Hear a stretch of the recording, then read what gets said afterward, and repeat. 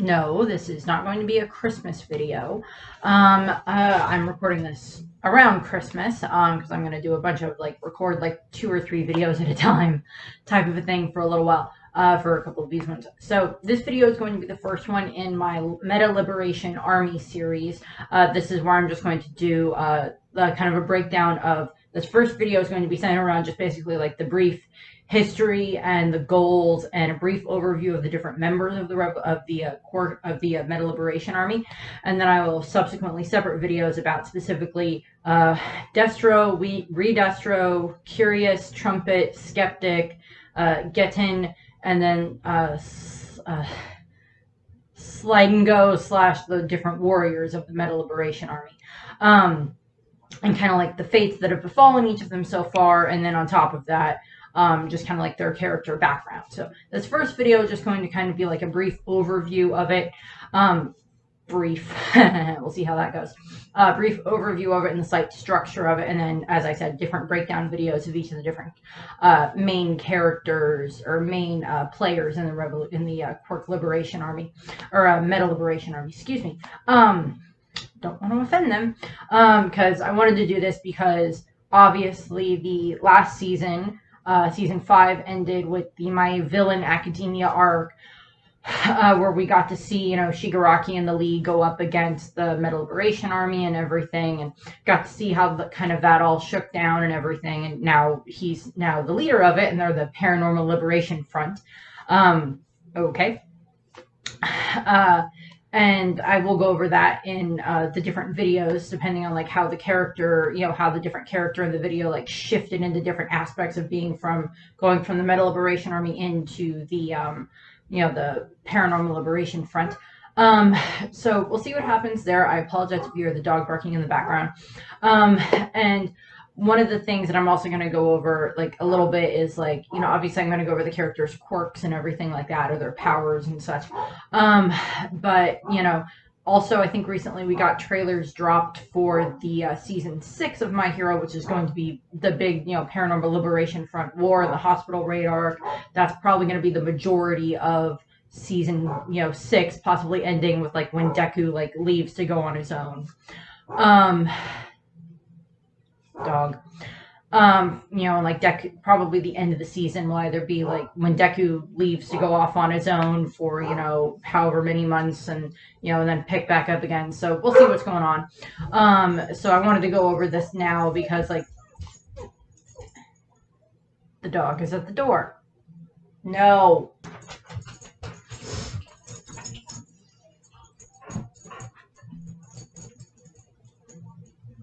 What? Dog. So in the the 6th season will be very much having these other characters be a part of it, minus Curious, who died. So I'll be going over those ones. So brief. So the history or the overall beginnings of what would become the Meta Liberation Army. They are a very large, powerful villain organization that follows a philosophy that for the free usage of quirks are basic human rights. So their basic idea is, if you have a quirk, regardless of what it is, you should be allowed to use it no matter what. You shouldn't have to have a license. You shouldn't have to be a hero or a sidekick or a hero in training or a police officer or a medical person or something like that. You shouldn't have to have the stupid license that allows you, that says, oh, this person's allowed to use their quirk, and I mean, we've seen a little bit of a shift in regards to how they treat people using their quirks. Izuku's mom probably Inko probably uses her quirk, her, small bits of telekinesis where she can, make small things move within a certain range, where she probably uses that around the house every now and then, uses it in the kitchen to get ingredients when she's cooking, or with the laundry, or, cleaning up the house, or different things like that. So she probably uses those at home. Other people's quirks are rather, hi, are you done staring out the window at the imaginary threat?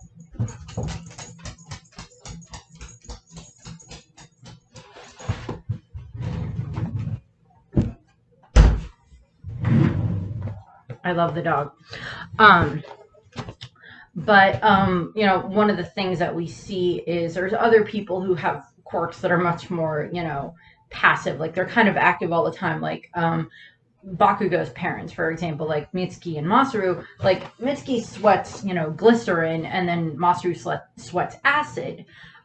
So you know, that's not really something that you can necessarily control all the time, because like you're gonna sweat regardless of what you do. It's just they probably have to be very careful with, like, you know, oh, like having certain, you know, material around the house that they can use to like easily clean it up or something like that, or something that can easily, you know, dissuade it. Whereas you look at Hagakure and her parents, and they're invisible all the time. We only very recently got like a slight idea of what Hagakure's face actually looks like in the manga. So there's different levels there in regards to, like, well, that's a quirk that's like active all the time, or like someone that has, like, you know, 4 arms is like your quirk is just you have 4 arms, so you know that's active all the time. What are you supposed to do? Not use 2 of your arms? You know, the Meta Liberation Army's idea is that regardless of what your quirk is, you should be able to like use it whenever you want. You know, and to a degree, I can see the usefulness of that. Whereas in other cases, like you know, Tomura walking around using his quirk all the time would result in a lot of property damage and people dead. So there's a bit of a difference there in regards to what should be allowed and what should not be allowed. Throughout the course of one of the episodes, and throughout the course of like 2 or 3 chapters, we see this kind of carried out with Curious using Toga as a very good example. And I'll go over this a little bit more in Curious's video. But we see that you know, the Quirk army, the Meta Liberation Army, like they use their quirks all the time, because within the boundaries of their city, of Deka City, like 90% of the people that live there are members of the Meta Liberation Army, and those that live there that aren't are probably, you know, like children or people who at least sympathize with them, or old people who really, you know, they've, you know, their time has passed them, but they're still like supporters of the, you know, Meta Liberation Army. They just can't really use their quirks as much as they used to be able to. Or, you know, maybe there are some people who are quirkless that live there that like have sympathy for the, you know, the MLA. And, you know, we're not sure exactly about that, but they state that there's like a large number of them in the town, and then there's like a large expansion of them, like over, I think they said like over, I want to say like 100,000 or something like that, all over the country of Japan.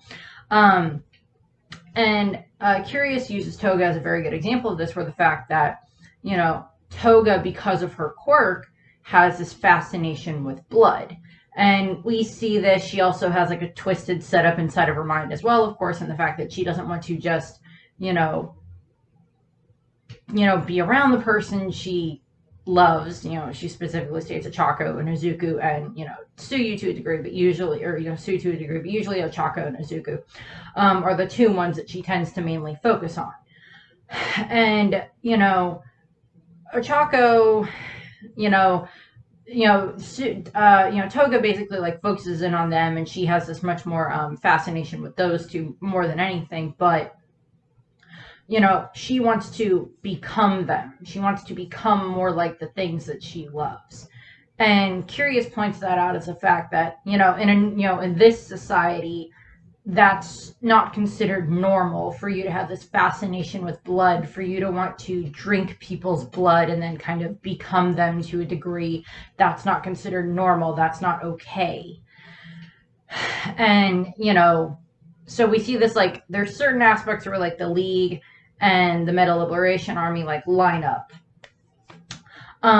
So, you know, there's certain aspects of it, but moving into more of the history of the Meta Liberation Army. So we are introduced to the concept of quirks, of course, at the beginning of the series by Izuku, where it's like, you know, there was this baby that was born that could glow, or that shined really brightly, and then like other quirks started to appear after that. At one point, there was a boy born with a quirk, and his name was Chikara Yotsubashi. I apologize if I mispronounced that. He becomes Destro, so I'm just going to refer to him as Destro because that's who he becomes.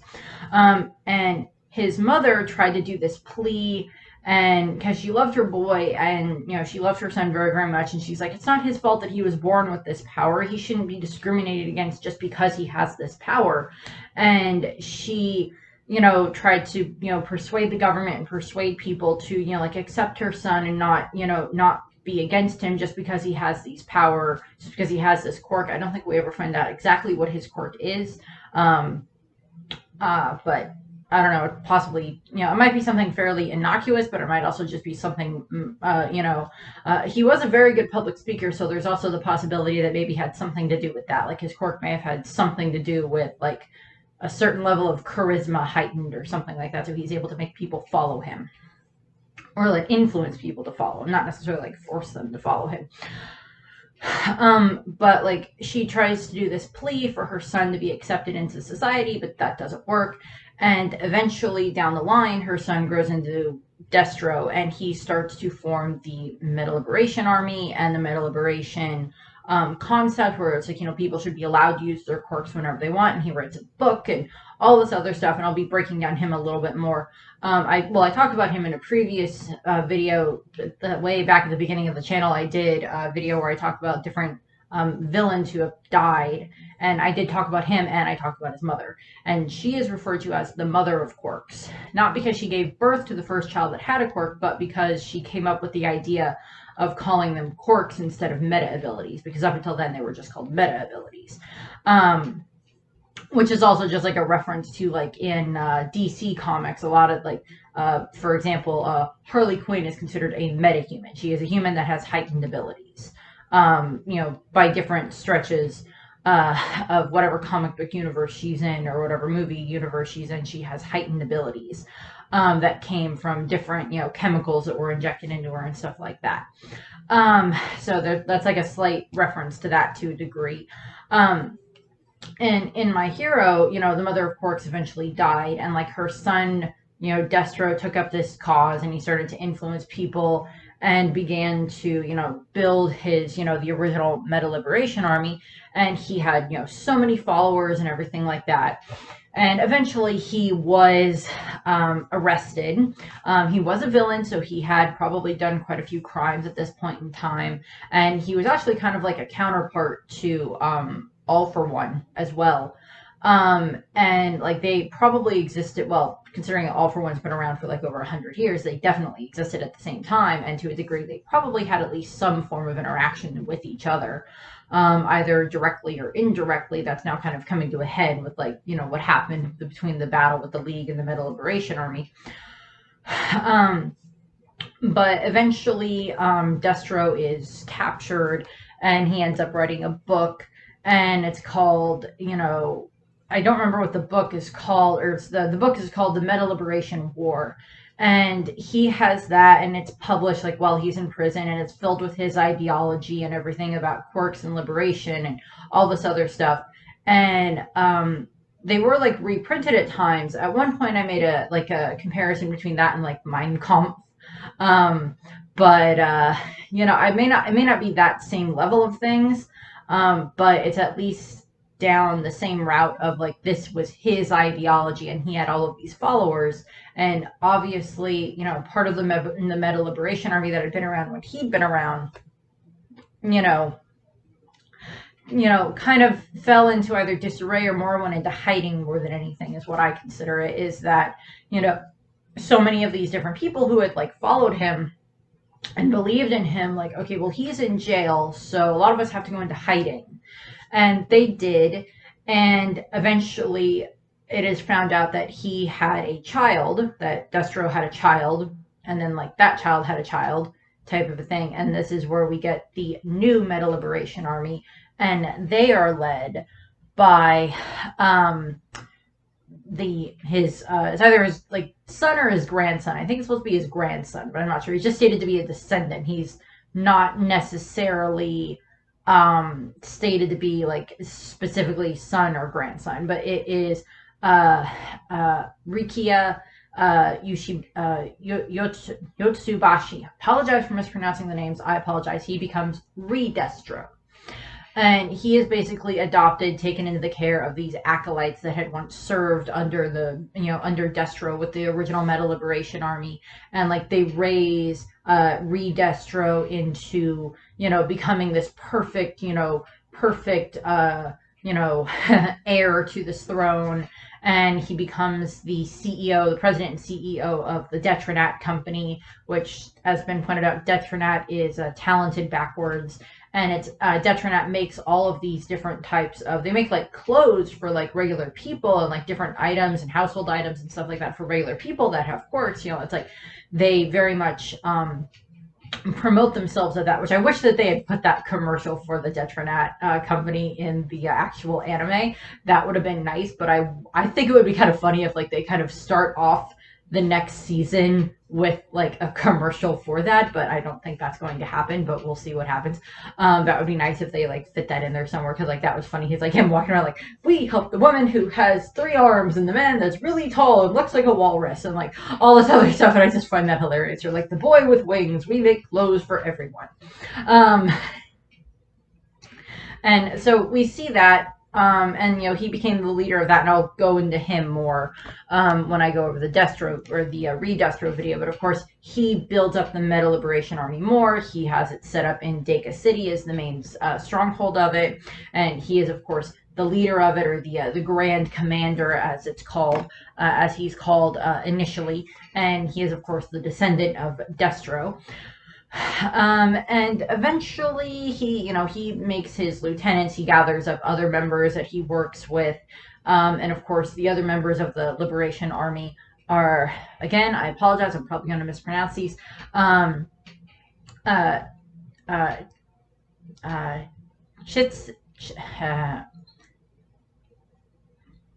Chitsui, Kizuki, who is curious, and she is kind of like their publishing, specialist type of thing. She's the one that deals mostly with like the different aspects of like their public image to a degree.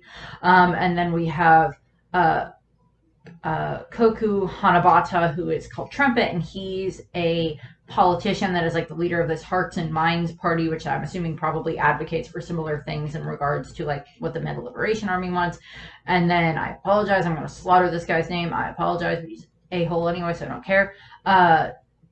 Tomoyasu Chisoku. And he's skeptic, so he's one with really long blonde hair. Curious is a blue skin. Tamabata is one that's like always in like this suit with like the nice coiffed hair. Skeptic. He's like the board member of like Feel Good Inc., which I don't know exactly what that is. He kind of deals with like, I guess, gathering information type of thing is what he does.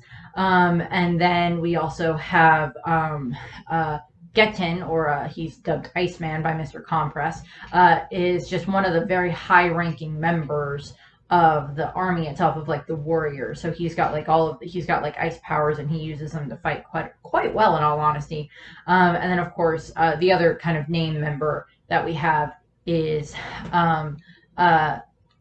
Tatsuyuki Tokoname, who is Slide and Go, who is a pro hero, but by the end of everything, of course, he's no longer a pro hero because he's arrested.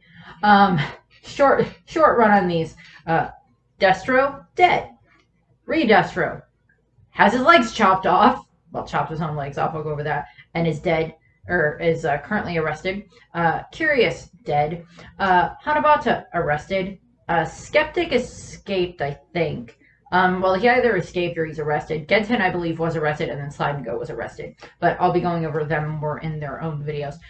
And of course, the Metal Liberation Army, of course, fought against, the League of Villains very recently. In the anime is what we saw there. And, by the end of it, after they basically trashed Deka City and everything, and, Curious dies and like all this other stuff, and the Re-Destro has to chop his own legs off to like prevent them from decaying from Shigaraki and everything.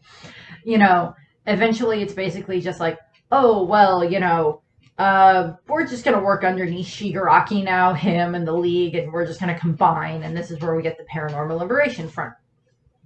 set up, and like they all listen to, you know, Shigaraki. And of course, during the course of the hospital raid arc slash the Paranormal Liberation War arc, we do have it that you know, different members have to fight against different characters and stuff like that, different heroes and everything like that. And like they have the Nomu, and they have like the psychotic doctor working with them. So there's a lot that goes into that there with the different characters there. And as I said, as I go through the different characters in their own videos, I'll do a little bit more backstory on them and a little bit more of story in regards to the character history, and of course just more detailed in regard to like how they fight and what their powers are. And you can hear the dog barking again. I apologize. There's probably someone out walking their dog. I don't really remember if there's anything else super major that I needed to go over in this section in regards to that. Yeah, Destro has Tomura take over. Not really too much else there. They of course have to fight against, you know, the heroes and everything, and you know, we'll see what else happens. I don't know if we're going to get any more information about the Paranormal Liberation Army or the Meta Liberation or the Paranormal Liberation Front in regards to the actual manga, or well, the anime. We'll get more of that because of course that's going to be coming up in the anime itself in season 6. But I don't know if we're going to get any more of the manga. Really the only other ones that we would have to get like a tie into like whatever happened to him is like Skeptic, because I think he's been helping All For One and Shigaraki at the moment. But other than that, there's not really that many other ones that they've really had to deal with for the most part. So that's about what I have there. There's not really too much else that goes with that. But that's what we have for this one, and now I'm gonna go basically record Destro and then Re-Destro. So I gotta have fun botching those names again. So this one should end up with like 6 or 7 videos, and I'll be releasing those over the course of several weeks. So I thank you very much for watching this one. Since as I'm recording this before Christmas, it'll be going up after Christmas. I hope everyone had a happy and safe holiday season and a happy and safe new year. So thank you very much, and I hope you have a nice rest of your day. Bye! But we seek order without order, true freedom through liberation. The seeds are already sown.